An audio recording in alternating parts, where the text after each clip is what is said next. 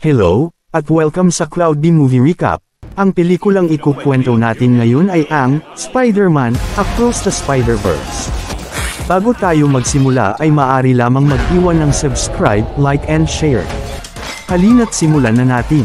Nagsisimula ang pelikula sa pagtugtog ni Gwen ng drums habang iniisip ng malalim tungkol sa nakaraan at hindi niya namamalayan na tapos na pala ang kanta na tinutugtog nila.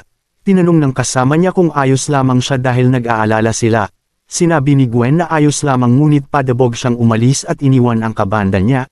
Dahil sa pagiging Spider-Woman na pagtanto niya na nag-iisa lamang siya hanggang sa makilala niya si Miles Morales at nadiskubre na hindi lamang siya nag-iisa.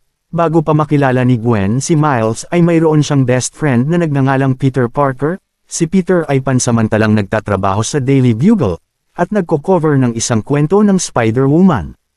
Sa paaralan ay palaging binubuli si Peter ni Ned Leeds. Uminom si Peter ng berdeng likido kung saan siya ay naging malaking butiki at nais maghiganti kay Ned sa pambubuli nito sa kanya. Nang makita ni Peter si Ned sa prom ay agad niya itong inatake. Pinigilan siya ni Gwen at naglaban silang dalawa hanggang sa mapabagsak niya si Peter. At dito niya nadiskubre na ang butiki ay si Peter. Bago bawian ng buhay si Peter ay sinabi nito na nais niyang maging iba tulad ni Gwen. At sinabi din ni Peter na alam niya na si Gwen ay ang Spider-Woman. Habang nagluluksa si Gwen sa pagkawala ng kanyang kaibigan, dumating ang ama niyang pulis at inakala na pinatay ng Spider-Woman si Peter Parker. Dahil dito binalita na papahabain pa ang paghahanap sa Spider-Woman upang mapanagot ito sa batas. Pag-uwi niya ay ipinaalam sa kanya ng kanyang ama na magpapahinga muna sila sa kaso ng Spider-Woman at sa susunod na lamang nila huhulihin ito. Nakatanggap ng tawag ang kanyang ama para magtrabaho matapos ang isang ulat tungkol sa pagpasok ng buwi tray sa Guggenheim Museum. Nang marinig ni Gwen ito ay agad sinuot ang suit at umalis upang tumulong. Nang makarating na siya sa pinangyarihan si Gwen ay sinaputan ng mga pulis at pinasok niya ang museum. Dito na niya natagpuan ang buwi tray ngunit hindi nito inaasahan nang makita niya ito dahil pinaghihinalaan niya na ang buwi tray na ito ay mula sa kahalili na dimensyon. Naglaban ang dalawa subalit walang laban si Gwen sa buwi tray at inipit siya sa pader. Aatake na sana ang buwi tray ng huling pag-atake. Isang portal ang bumukas at isang nakamaskara ang nagpakita. Iniligtas siya nito at ipinakilala niya ang kanyang sarili bilang Miguel O'Hara mula sa ibang dimensyon. Ipinaliwanag niya na pinamunuan niya ang isang piling strike force na nakatuon sa seguridad ng multiverse. Si Miguel ay nagpasalamat sa collider ni Kingpin dahil dito ay kinailangan ng kanyang koponan na linisin ang kalat na gumawa ng isang butas na malawak sapat na para sa mga taong tulad ng buwi tray upang matamaan ito at mapunta sa maling dimensyon. Sila ay nakipagsapalaran at kailangan nilang ibalik ang lahat sa kung saan sila nabibilang na dimensyon bago mag-collapse ang time at space. Nilabanan nila ang buwi tray subalit nahirapan silang matalo ito, kaya humingi ng back-up si Miguel kay Layla at maya-maya ay dumating ang isang babaeng Spider-Woman na nakamotor na nagngangalang Jessica. Inatake niya ang kalaban at napatalsik niya ito. Pinagtulungan nila ang buwi tray ngunit nakapaglabas ito ng atake at tinamaan nito ang helicopter. Nakita ni Gwen ang kanyang ama kasama ang ibang mga sibilyan at patungo ang pabagsak na helicopter sa kinaroroonan nila. Agad siyang gumawa ng paraan upang mapahinto ang pagbagsak nito. Tumulong din sina Miguel at Jessica at sa wakas ay napahinto nila ito at nahuli nila ang buwi tray. Habang nagpapahinga si Gwen ay bigla na lamang dumating ang ama niya na nakatutok ang baril nito at sinabi na sumuko na ito. Dahil dito napilitan si Gwen na tanggalin ang maskara at ipinakita ang sarili na ikinagulat ng kanyang ama. Ngunit nanaig pa rin ang pagiging pulis niya at pinapasuko ang anak niya. Sinabi ni Gwen na hindi niya alam na si Peter ang nakalaban niya at hindi niya ito pinatay. Isang device ang binato ni Miguel kung saan na-trap nito ang ama ni Gwen. Pagkatapos ay inimbita ni Miguel na sumali si Gwen sa kanilang grupo. Sa Brooklyn, kung saan si Miles Morales ay higit ng isang taon na bayani sa kanilang syudad bilang Spider-Man, subalit isa na namang kalaban ang nagpakita na tinatawag na Spot. Pumasok siya sa isang convenience store na sinusubukan nakawin ang pera mula sa ATM machine. Siya ay may abilidad na buksan ang maitim na lagusan. Bago pa niya makuha ang ATM machine ay dumating naman si Miles. Nahirapan siyang labanan ito dahil sa mga butas nito sa katawan kung saan tumatagos lamang ang mga atake niya. Habang nakikipaglaban siya kay Spot ay nakikipag-usap naman siya sa kanyang ama dahil sa hindi pa si Miles dumarating sa kanilang appointment. Nakagawa naman ng paraan si Miles upang maitali niya ito at mahuli. Dito nga ay nakarating na si Miles sa kanilang appointment.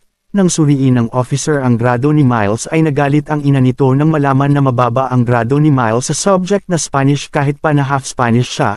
Ipinaliwanag naman ni Miles na kaya mababa ang kanyang grado dahil sa mga naliban niyang mga klase. Hindi naman makapaniwala ang mga magulang ni Miles nang malaman ito dahil sa matalino ang anak nila. Nagsalita ang officer na maari pang masagip ang grado ni Miles at ang sitwasyon nito. Nang malaman ng ina ni Miles na gusto nitong mag-aral sa New Jersey ay tumutol ito dahil sa masyado itong malayo. Ipinaliwanag ni Miles sa kanyang magulang na ang Princeton ay ang pinakamahusay na quantum researcher sa bansa at naniniwala siya na ang pag-aaral doon ay makakatulong sa kanya na malaman kung paano maglakbay sa ibang dimensyon. Bigla naramdaman ni Miles ang presensya ni Spot at nakita niya na nakatakas nga ito, kaya agad siya nagdahilan sa kanila upang umalis. Agad niyang hinarap si Spot. At dito nga nagkaroon ng paglalaban ng dalawa, samantala ang ama ni Miles ay hinabol din si Spot upang tulungan si Miles hanggang sa mahuli nga nila si Spot. Bigla naman naglabas ito ng lagusan kung saan pati ang ama niya ay natangay nito papunta sa lugar na Alchemax. Sinabi ni Spot na siya ang lumikha kay Miles at kung bakit ito naging Spider-Man, habang ginawa naman ni Miles ang taong ito bilang Spot. Ipinaliwanag niya na siya ay dating nagtatrabaho sa Alchemax na isa siya sa nag-imbento ng collider na nagdala ng gagamba mula sa ibang dimensyon na tinatawag na Earth-42.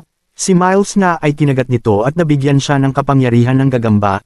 Nang mapasabog ni Miles ang collider ay naroon siya at ito ang dahilan kung bakit naging ganito ang itsura niya. Dahil sa insidente na iyon ay nawala ang kanyang trabaho at higit sa lahat ang kanyang mukha. Napuot sa galit si Spot at bigla niyang inatake si Miles ngunit aksidente niyang nasipa ang kanyang puwet kung saan nahulog siya sa sarili niyang wormhole.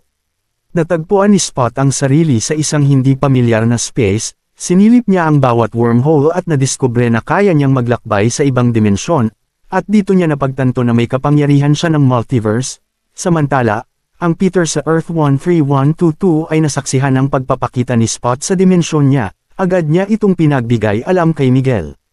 Samantala si Miles ay nagmamadaling umuwi para sa party dahil sa papalapit na ang promosyon ng kanyang ama bilang police captain, ngunit bago siya makauwi ay hinarap niya muna ang mga kalaban sa daan kaya ang mga magulang niya ay nagagalit na sa kanya dahil late na naman ito.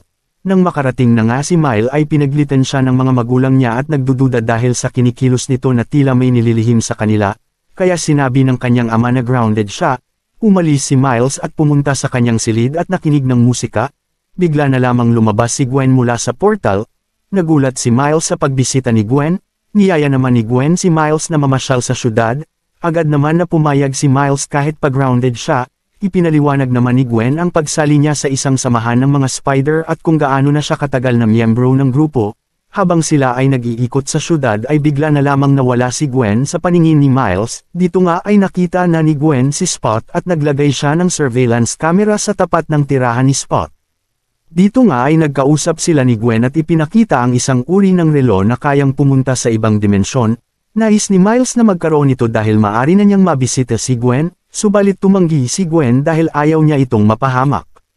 Matapos makilala ni Gwen ang mga magulang ni Miles ay umalis na ito. Dahil dito nalungkot si Miles at di alam kung kailan niya muli makikita si Gwen, nilapitan siya ng ina niya at sinabi na habulin niya si Gwen at nakiusap ito na huwag siyang mawawala. Binalikan ni Gwen ang tinitirhan ni Spot kung saan ay nawasak ang lugar.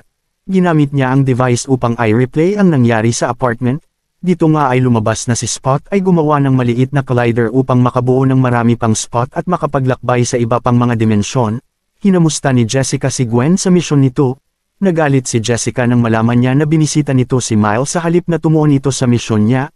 Inalam ni Layla kung nasaan na si Spot at napag-alaman niya na sa lokasyon ito sa Earth 500101 kaya agad silang gumawa ng portal. Bago umalis si Gwen ay nagpaalam siya kay Miles ngunit hindi niya alam na nasa harap niya lamang ito. Nagdadalawang isip si Miles kung susundan ba niya si Gwen o mananatili sa kanyang mundo. Hindi nagtagal ay napagpasya niya na sundan si Gwen. Nang mahuli na ni Gwen si Spot ay bigla na lamang nagpakita si Miles at nais niyang tumulong dahil dito naabala si Gwen at nakatakas si Spot. Maya-maya ay nagpakita ang Spider-Man sa dimensyon na ito na nagngangalang Predator Provocateur. Hinabol nila at nilabanan si Spot subalit nahirapan silang talunin ito hanggang sa marating ni Spot ang Alchemax. Nang nasa loob na si Spot ay gumawa siya ng barrier upang mapanatili ang mga spider sa labas at hindi siya maistorbo sa kanyang ginagawa at matapos ang collider sequence, sinusubukan naman nilang sirain ang harang. Ginamit ni Miles ang kuryente niya subalit hindi ito sapat para masira ang harang hanggang sa dumating ang isa pang rakistang Spider-Man na nagngangalang Hobie. Nilabanan nila si Spot ngunit nagawa pa rin ni Spot makuha ang enerhiya ng Collider. Nakita ni Miles ang isang pangyayari kung saan ang ama niya na nililigtas ang bata mula sa pagbagsak ng gusali. Bago umalis si Spot, ang mga nakita ni Miles ay ang hinaharap nilang dalawa at sinabi nito na kukunin niya ang lahat kay Miles tulad ng ginawa nito sa kanya. Dali-dali silang umalis sa gumuguhong gusali.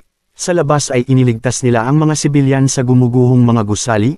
Nasira din ang tulay kung saan nakasakay ang minamahal ni Predator na si Gayatri sa bus. Agad niya itong iniligtas subalit ang ama ni Gayatri ay nasa panganib na inililigtas ang isang bata. Nakita ito ni Miles upang tulungan at pinigilan siya ni Gwen subalit tinuloy pa rin ni Miles ito hanggang sa mailigtas niya nga ang police captain. Pinalakpakan sila ng mga tao at nagpasalamat si Predator kay Miles. Subalit kahit pa nagawa nilang mailigtas ang mga tao ay nagkaroon pa rin ng mas malalang problema, ito nga ay ang paglabas ng quantum hole sa ibaba ng syudad.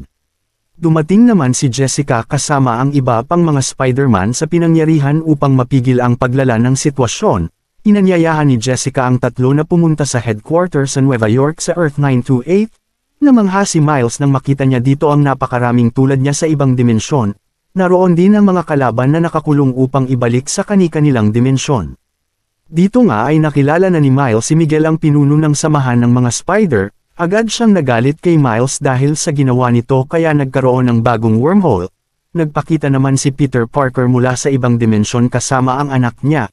Masaya si Miles nang makita niya muli ito. Sinabi ni Miguel kay Miles kung bakit ito nagagalit. Dahil sa nag-ambala ni Miles ang kaganapan sa kanan na dapat mangyayari sa bawat kwento ng Spider-Man, inilarawan niya sila bilang ang koneksyon na nagbubuklod sa kanilang lahat. Ipinakita nga niya kay Miles ang mga kapalit ng pagiging Spider-Man nila na lahat sila ay nawalan ng mahal sa buhay. Sinabi ni Miguel na ang pagliligtas ni Miles sa police captain ay kailangan mamatay sa kaganapan na iyon subalit hindi ito nangyari dahil sa ginawa ni Miles. Nabago niya ang kwento ni Predator dahilan ng pagkasira ng dimensyon.